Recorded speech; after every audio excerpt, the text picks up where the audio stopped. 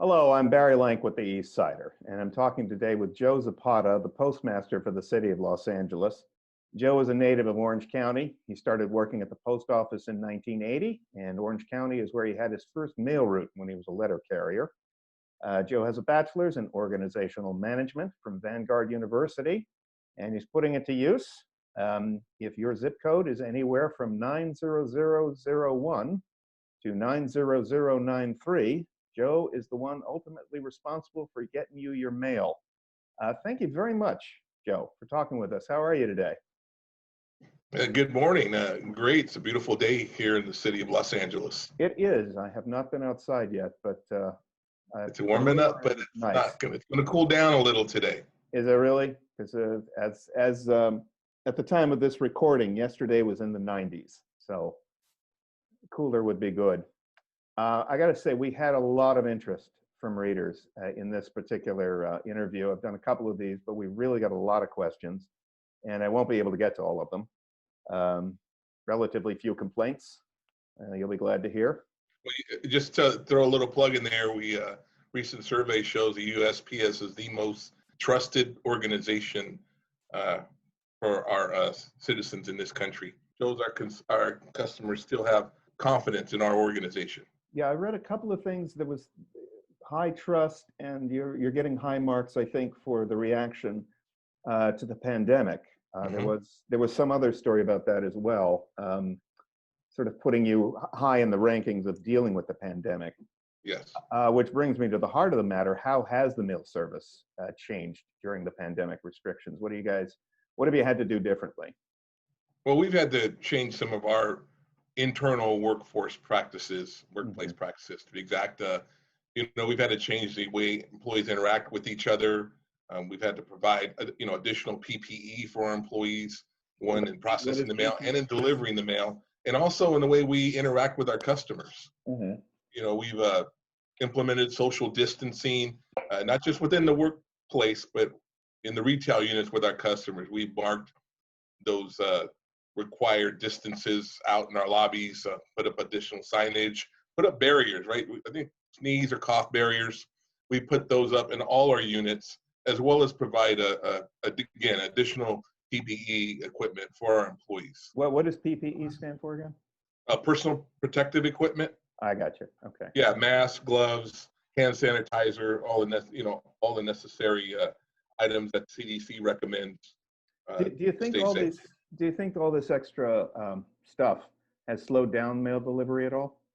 Oh, not at all. Our service scores indicate that our service remains at the highest levels. Okay. We've also changed procedures on how we deliver packages and get some items that require a signature done. Now the carrier can sign for the customer, as long as when we deliver it and the customer acknowledges it, we can sign for the customer without having to go within that 6-foot barrier. Yeah. The carrier can do that on our MDD device. And we've also informed our employees to please ask customers to maintain their social distancing, especially when we're at the front door. Yeah, actually one of our readers wrote in specifically about cluster box units, the kind of bunches of boxes that we have in apartment buildings, and whether that's a problem, because of course packages generally don't fit into those kinds of boxes. And so in the end, people end up having to go down to the post office more. That's still the best form of delivery, right? For us, the carrier delivers from the back or for the most part. So there's no real interaction with the individual boxes, right? He delivers from the back of the box. And we are in the process of installing parcel lockers in many locations to improve our, parcel delivery service. Okay. Yeah, because that is more and more of your business, are parcels, if I understand. Oh, absolutely. Correctly. It's our area of growth right now is the parcel business. Have you been affected by the protests and curfews, at least in Los Angeles? Not really. We're doing everything possible to keep our employees safe. We work closely with the Postal Inspection Service, which is the law enforcement branch of the United States Postal Service, as well as local law enforcement, just to be aware of what's going on in our local communities, and possibly close early if necessary, but no major interference with delivery or retail due to Okay. the recent protest issues. Because I know there were reports of looting in post offices in Chicago, and one of them was burned down in Minneapolis, but I didn't hear of anything like that in Los Angeles. No, haven't had any issues like that. I believe our Angelinos love the Postal Service. Okay. Um, Getting on, we also got a lot of questions, a couple of questions about the effect of budget issues in Congress. I appreciate you're sort of not in a position to comment on politics, but just to summarize some of the issues that are some of the controversies regarding post office budgeting, really. There's not allowing access to a $10 million line of credit in the federal stimulus packages for the post office. There's a unique requirement that you guys have, and only the post office has, to pre-fund retirement benefits generations into the future, if I understand correctly. There's a proposal now for an emergency appropriation of $25 billion. There's a general reform proposal, I believe, that's come out of the White House. And of course, we've all heard about a long-term push to privatize the post office service. With all this, do these controversies affect your operations on a day-to-day basis? How does it reach you? Well, I can't really comment on those issues. I can say that we receive no tax dollars uh, and to fund our operating expenses. We rely solely on the postage and products that we sell in our retail units and to our customers. So uh, there is no real impact in delivery that we feel at our level. But again, we could use the customer support by buying our products, selecting our products for delivery when they're ordering online. That's the best support we can get from our customers. Okay. One of the readers submitted a question about voting by mail, which could be another growth part of what you do. Do you think that's going to help or hurt the Postal Service? Definitely help. Our role is to deliver whatever mail is entered into the system, and California's had a vote by mail process for many years now, so it should be transparent to the customer. Any changes in the vote by mail. Yeah. We've been dealing with the registrar of voters for years on mail-in ballots, and we have a great relationship with them. Okay, so you're kind of already practiced in that area. We have it down, yes. Okay. Two readers wrote in about this, and this isn't something I'd really thought about in a while. You could mail something by just putting it in your mailbox, and then the postal carrier would pick up the mail and take it in from your mailbox. I haven't tried mailing anything that way in a long time, but two of our readers asked if that's still being done. No, absolutely. I mean, that's our mission, right? Pick up mail and deliver. Okay. And any mail in the mailbox, our carriers are required to pick it up, bring it in, and obviously get it into the system. So you can also go online and request a pickup. If you go to USPS.com, you can request a pickup. That's generally more for parcels. If you leave your mail in your mailbox, either whether it be a roll box with the flag or at your door, our carriers are required to pick it up. If you have any issue with that, I would recommend our customers call their local offices. I gotcha. Okay. The last thing, and this is really where we got the most questions, and you've already sort of commented on this, but people want to know how they can help support the post office under the current circumstances, given the circumstances we've talked about.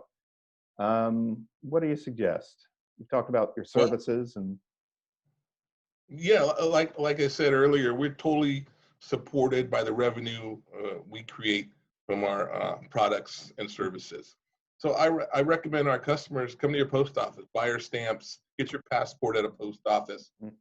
When you order online, select the USPS instead of the other guys, and that will definitely help us. We go to every house, every delivery in this country every day. No one else does that. And we do need our customers' support. Okay. And a little extra thing, just to plug, I only just learned about this. This coming week, the week after I've been recording this, coming up on June 14th to June 20th is National Dog Bite Awareness Week. sponsored by the U.S. Postal Service. Can you tell us a little bit about that? Oh yes, and actually, dog bite season came a little early for us due to the pandemic situation with kids staying at home and more folks staying at home, which results in a few more garage doors being left open and doors being left open, and maybe creating a little more exposure for our carriers. But LA is the #2 dog bite area in the country. Hmm. Houston's the only major metro ahead of us. So Okay. again, I encourage our customers to keep the dogs restrained during delivery hours. We have a big push now to look at boxes locations and see if they're safe. We have carriers oftentimes have to reach over a fence or through a fence, and you would be surprised how many dog bites we get or how high a dog can leap, and get to us. So a lot of push to keeping our employees safe, especially around dog bites. So big Okay. initiative this week, big media rollout. We really want to educate our customers on the seriousness of the dog bite that we're having and the need to keep dogs restrained and keep our employees safe. There's a dog bite season? When's the usual season Well, of dog usually, bites? when summer starts, Okay. when the kids are home, you tend to see a little lax around the dog, security. And the kids were home earlier this year than expected, and so our season kind of started a little earlier than usual. Yeah. And we've got a lot of campaigns around educating our employees and educating our customers as well, around dog safety. Yeah.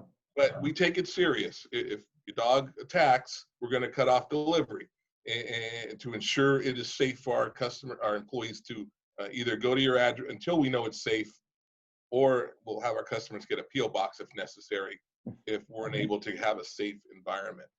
So really want to encourage our customers to restrain their dogs during delivery hours. It will create a safe environment, not just for our carrier, but for the entire neighborhood. Good. Well, thank you very much. It's been very interesting, and I know readers are very supportive and very interested in how the post office is doing. It's been a personal part of our lives since 1775. So I appreciate that you've talked to us today.